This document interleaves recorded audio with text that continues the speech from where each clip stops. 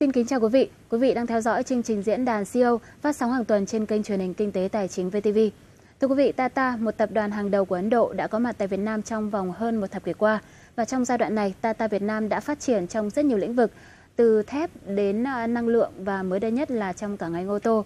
Trong lĩnh vực nào thì Tata cũng gặt hái được những thành công lớn và đóng góp đáng kể cho sự phát triển của kinh tế Việt Nam. Tuy nhiên, đằng sau câu chuyện thành công này thì Tata Việt Nam đã không ít lần phải giải quyết những thách thức và thậm chí có thể gọi là khủng hoảng. Và trong chương trình Diễn đàn CEO tuần này, mời quý vị cùng trò chuyện với ông Indranil Sengupta, Tổng Giám đốc Việt Nam của tập đoàn Tata. Well, Mr. Indranil Sengupta, it's such a pleasure to have you here in our studio.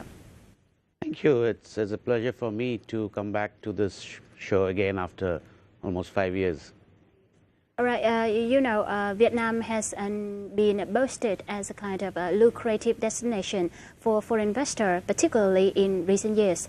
But life is not just bed of roses, and I guess Tata Vietnam has been through a lot of ups and downs. So to begin our conversation today, can you share the major challenges that Tata Vietnam has been through? Yeah, I mean, like you said, life is always not bed of roses, but you always look forward for the roses. Even roses has thorns. We had been through ups and downs, but what we tried to do is to sort of look more from the learnings from of the down period and try to improve ourselves. Yes, we have been in Vietnam for almost now 14 years when we started with a small steel plant in Thái Nguyên. And after that, we had few projects down the line. Yes, one of them did not work out. It was a disappointment for us in the sense that we were really so convinced with the project that it was good for Vietnam in many ways, including environmental and things like that. But then, sometimes things like this happen, but then you move on and you just learn from your experiences and try to do a better job next one. So after that, we have been quite happy with the way we have progressed in Vietnam after the first initial setback. And we strongly believe that we will continue further. Can you tell more a little bit about that? What about the impacts of the incident on Tata operations here in Vietnam? We had spent considerable amount of resources, both in terms of time and money, to develop the project for 5 years, actually more than that, and for sure, when it didn't happen, the group company which was doing the project at that time, they were quite disappointed and quite skeptical about Vietnam. And so there was one point of time when the group thought that, after when the steel project did not happen, we will sort of completely, withdraw from Vietnam. Yeah, we had a period of time when the thinking was like that. So how did you cope with the situation at that point of time? First of all, it took a lot of convincing. I mean, my personal convincing to the group, but of course I've got a lot of support from the leadership, the top leadership of the group, and we believe that one bad experience cannot, it's not the replication of the country, and you can have such experience anywhere, not only in Vietnam. I mean, we had so many bad experience in India also, but that doesn't mean we don't do. I mean, we keep on trying and trying, and of course, patience is something which is very important. Going forward, we were also very convinced with the fundamentals of Vietnam economy and the leadership and the governance structure of Vietnam. So we said we are not going to give up. We will continue forward, and hence we picked up other projects and kept on going. Thưa quý vị, không thể phủ nhận Việt Nam hiện là mảnh đất màu mỡ cho các nhà đầu tư nước ngoài. Thế nhưng khối ngoại đã và đang gặp không ít rào cản do những hạn chế trong việc cấp phép đầu tư và môi trường kinh doanh tại đây. Mời quý vị cùng theo dõi phóng sự sau.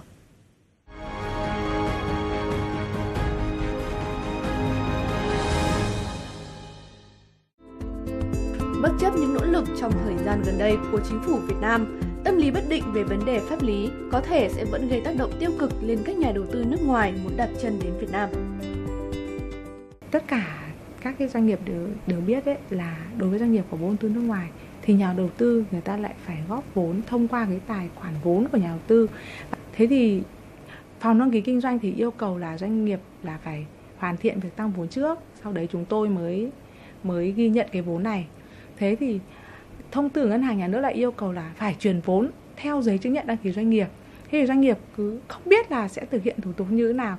Nếu mà đáp ứng được cái điều kiện để thay đổi đăng ký kinh doanh thì lại không đáp ứng được cái điều kiện của ngân hàng nhà nước. Thế thì thực tế thì chúng tôi cái vấn đề đấy thì cũng là vấn đề mà nhà đầu tư cũng đang rất là quan tâm. Ngoài vấn đề xin đăng ký vốn đầu tư, việc xin tham vấn các cơ quan nhà nước về việc đầu tư của doanh nghiệp nước ngoài cũng còn bất cập. Do thủ tục kéo dài và sự mập mờ trong lĩnh vực cần tham vấn đầu tư, thậm chí có sự phân biệt đối xử giữa các nhà đầu tư. Ví dụ như giả sử như thế này, có một lĩnh vực ngành nghề, nhà đầu tư người ta đã đầu tư 100% vốn vào Việt Nam và người ta hoạt động ở Việt Nam đến 20 năm nay rồi. Bây giờ người ta có nhu cầu người ta chuyển nhượng toàn bộ cái phần vốn đấy cho một nhà đầu tư nước ngoài khác.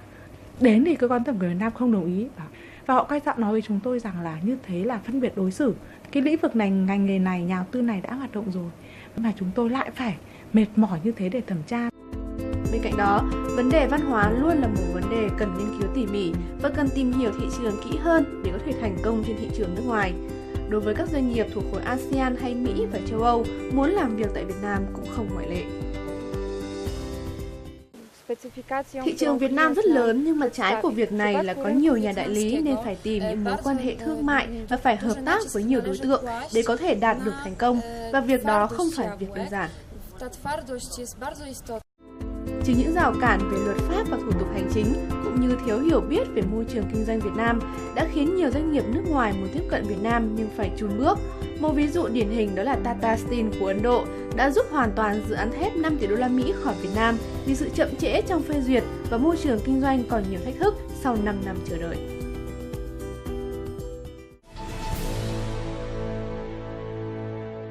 Despite the challenges, Tata Group Vietnam has shown strong interest and also determination and commitment to the market here in Vietnam. Why so? Can you elaborate more on that?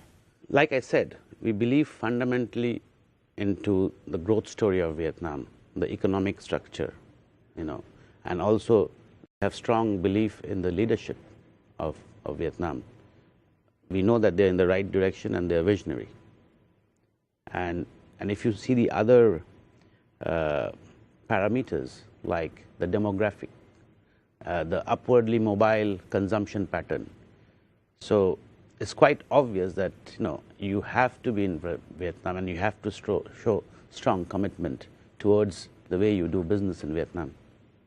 So the new tendency is that in 2015 can be considered as a kind of milestone in Vietnam's economy as the country finalized a lot of trade pacts, including the ASEAN Economic Community or EC, the Vietnam-EU Free Trade Agreement, and also the Trans-Pacific Partnership Agreement or TPP.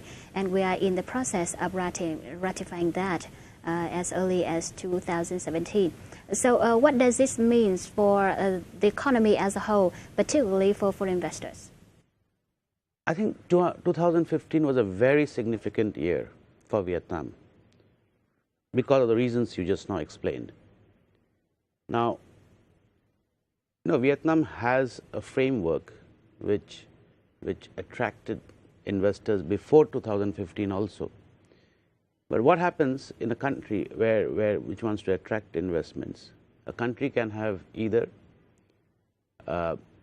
very good raw material or mineral resources, people will come to set up investments, or can have very good fiscal incentives and structures and a good legal framework. And third is it's part of so many trade blocks that the ease of cost of delivery of finished goods becomes very competitive. Now, before 2015, I think Vietnam had reasonable amount of raw material to attract investors. It had a good fiscal and legal framework. But with these trade agreements, the cost of delivery of goods and services, Vietnam becomes very competitive to almost 60% of the global GDP, if you take all these three main trade agreements, which is ASEAN and EU and TPP. But according to me, TPP is definitely a game changer, and that's what we are all looking forward. And there will be, with this, there will be more investments in manufacturing in the first phase, and then something there will be more in the second phase. I believe there will be more investment in the services sector, because manufacturing would need a backup from the services sector. So once the manufacturing blooms, the services have to come in. But every coin has two sides, and so do every kind of trade pact. So when the AEC and the TPP and also the Vietnam-EU Free Trade Agreement come into reality, what challenges can be foreseen here? All the analyst reports shows that Vietnam, among all the 12 countries in TPP, Vietnam will gain the maximum in terms of percentage increase of GDP, followed by Malaysia. Once the TPP framework or the EU FTA framework is in place, there will be investment flowing in. But there will be a time when there will be a little bit of pressure on the existing infrastructure. See, the government has done a lot to improve the infrastructure. And I've been here for now 8 years. I mean, I've seen the way Vietnam has changed the infrastructure. But with many more investment coming in, there may be some pressure on the infrastructure support. Because without infrastructure, without logistics, you really cannot have manufacturing. So government has to do something to further improve the infrastructure, maybe by own spending or by a PPP model or a BOT model. I mean, that is something which has to be worked out. But that is one challenge I see. Investments will come in, but it has to be backed by infrastructure.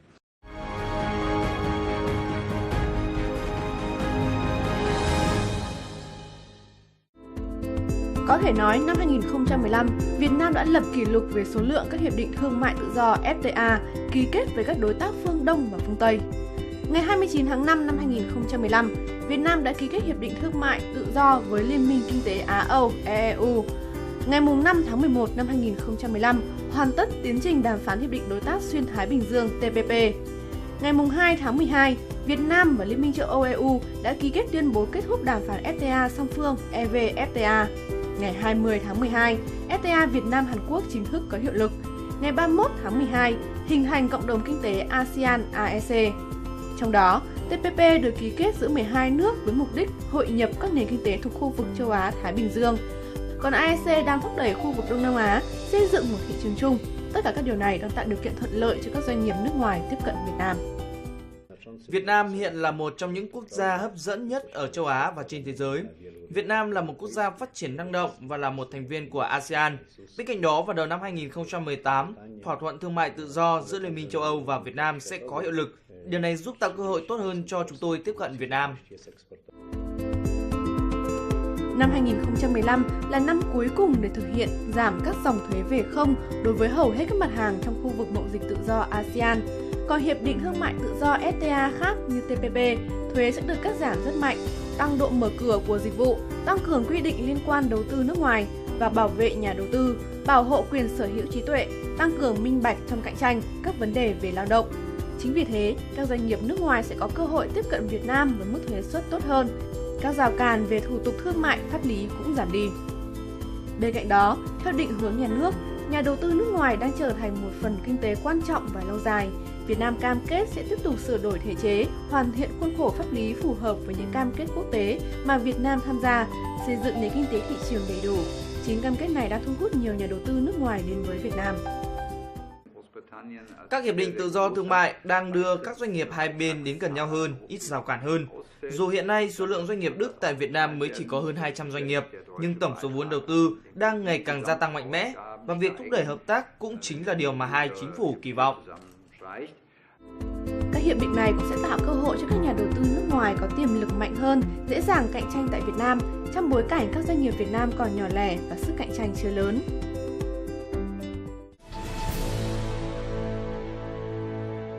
Consider the Tata Group's business portfolio here in Vietnam.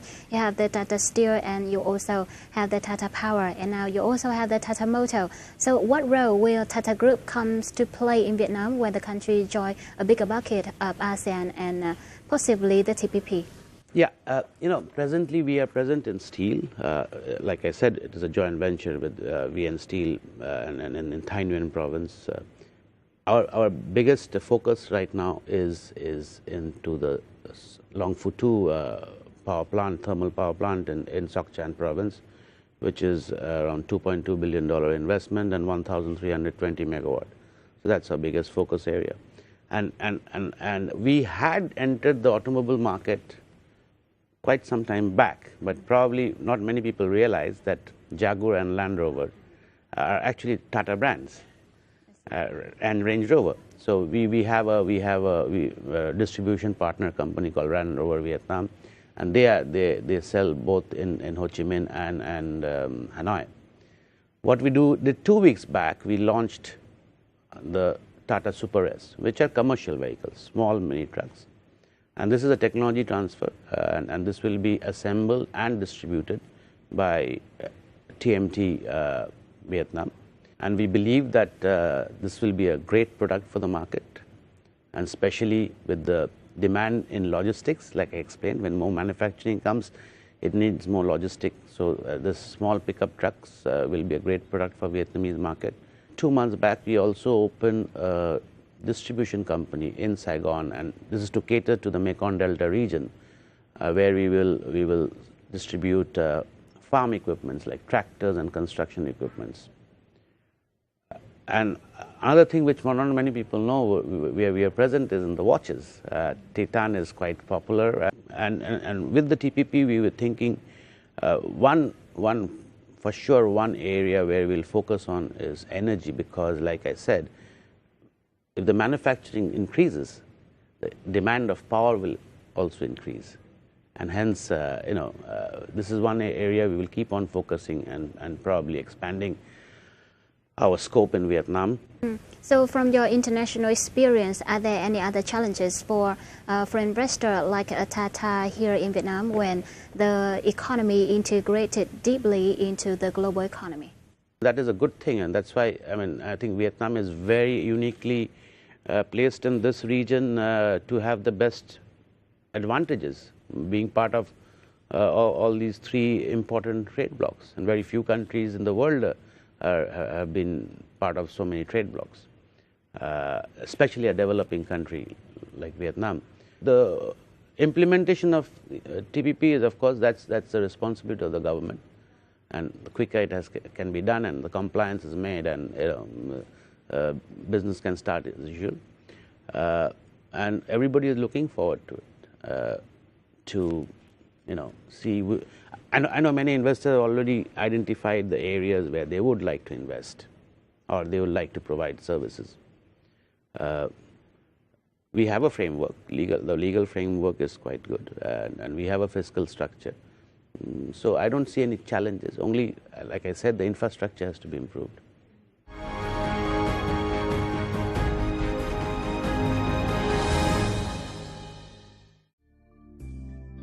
Tata là một trong những tập đoàn công ty lớn nhất của Ấn Độ. Được thành lập vào năm 1868, Tata có hoạt động tại hơn 40 quốc gia trên 6 lục địa với các sản phẩm xuất khẩu và dịch vụ có mặt tại hơn 140 quốc gia. Việt Nam được coi là một thị trường trọng yếu của tập đoàn Tata với sự hiện diện của các công ty con như Tata Steel, Tata Power, Tata International. Năm 1993, tập đoàn Nat Steel Holdings và Tổng công ty thép Việt Nam VN Steel thành lập liên doanh thép Việt Sinh. Nana Steel Holdings là một công ty thép hàng đầu khu vực châu Á và là một thành viên của tập đoàn thép Tata Steel. Thép Việt Sinh có trụ sở tại Thái Nguyên với công suất đạt 200.000 tấn một năm. Năm 2013, Tata Power giành được hợp đồng trị giá 2,2 tỷ đô la Mỹ xây dựng nhà máy nhiệt điện Long Phú 2 tại Sóc Trăng. Công suất của dự án là 13.200 MW và dự kiến nhà máy nhiệt điện Long Phú 2 sẽ vận hành vào năm 2021. Bên cạnh đó, Tata còn kinh doanh nhiều mặt hàng khác tại Việt Nam như đồng hồ Titan, thiết bị công nghiệp và nông nghiệp. Trong năm 2015, Titan đã trở thành hãng đồng hồ bán chạy thứ 3 tại Việt Nam khi tiêu thụ được 115.000 sản phẩm. Ô tô cũng là một lĩnh vực kinh doanh chủ đạo của Tata tại Việt Nam. Dòng xe Jaguar Land Rover đã có mặt tại 2 thành phố lớn là Hà Nội và thành phố Hồ Chí Minh. Mới đây nhất, đầu tháng 9, Tata Motors cùng đối tác tại Việt Nam là công ty TMT Motors, hãng Tata Motors của Ấn Độ đã chính thức đánh dấu sự hiện diện của hãng ô tô này tại Việt Nam với buổi lễ ra mắt mẫu xe thương mại đầu tiên Tata Super Ace.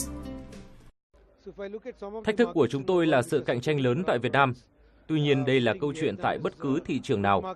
Chúng tôi có đối tác chuyên lắp ráp xe tại Việt Nam, do đó chúng tôi tin mình có lợi thế so với các đối thủ khác. Quan hệ giữa Ấn Độ và Việt Nam đã và đang ngày càng phát triển mạnh mẽ, đặc biệt mối quan hệ này vừa được nâng lên tầm cao mới, quan hệ đối tác chiến lược toàn diện. Nhân chuyến thăm Việt Nam hồi đầu tháng 9 của Thủ tướng Ấn Độ Narendra Modi, Đại sứ Ấn Độ tại Việt Nam khẳng định, trong thời gian tới, mối quan hệ kinh tế giữa hai nước sẽ ngày càng được củng cố, đặc biệt là trong lĩnh vực ô tô. Mối quan hệ kinh tế giữa hai nước chúng ta rất quan trọng. Thương mại song phương hiện khoảng gần 8 tỷ đô la Mỹ. Chúng ta vừa chứng kiến chuyến thăm rất thành công của Thủ tướng Ấn Độ, ngài Modi, cùng nhau hợp tác kinh doanh, tăng cường khối lượng thương mại và đặc biệt là tập trung vào lĩnh vực ô tô là một điểm nhấn trong sự hợp tác giữa chúng ta. Chúng tôi rất vui mừng khi Tata Motors có mặt tại đây với sản phẩm của họ. Tôi tin đây mới chỉ là sự khởi đầu của tiềm năng thương mại và đầu tư giữa hai nước và tôi hy vọng Tata Motors sẽ thành công tại Việt Nam. Trong chuyến thăm Việt Nam, Thủ tướng Ấn Độ Narendra Modi khẳng định Việt Nam luôn là một trụ cột quan trọng trong chính sách hướng đông của Ấn Độ.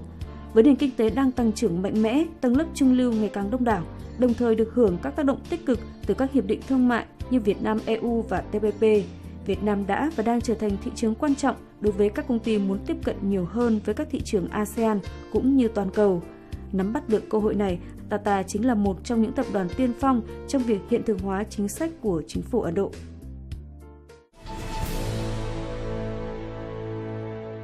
From your perspective as the Chief Executive of Tata Group in Vietnam, what are your general assessment on the legal framework for foreign investor or also the business and investment climate here in the country?